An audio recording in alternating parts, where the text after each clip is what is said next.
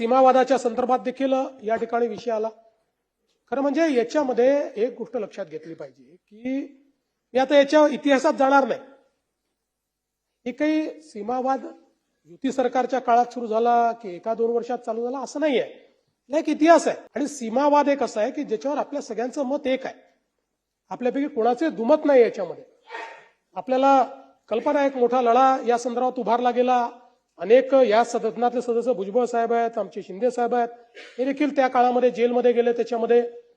त्यामुळे ही काही त्याची आपण समिती तयार केलेली आहे। त्या समितीने सांगितलेल्या सगळ्या गोष्टी आपण केल्या, सगळा अभ्यास पुरवला, त्यांना जे काही द्यायचं होतं ते दिलं, जे आपल्याला वकील सांगितले ते वकील आपण त्या ठिकाणी उभे केले। आता दुर्दैवाने सुप्रीम कोर्टामध्ये जेव्हा 3 वेळा असं झालं की जेव्हा ही केस लागते 3 जजपैकी किमान एक जज एक तर महाराष्ट्रातला असतो नाही तर कर्नाटकातला असतो। आणि या केसचा नियम असा आहे की त्यांच्या तत्वांप्रमाणे 3ही जज हे कर्नाटक किंवा महाराष्ट्रातले नको, नाहीतर मग काहीतरी बायस तयार होईल। आणि म्हणून सातत्याने हा दावा लावून घेण्याकरता आपला प्रयत्न चाललेला आहे।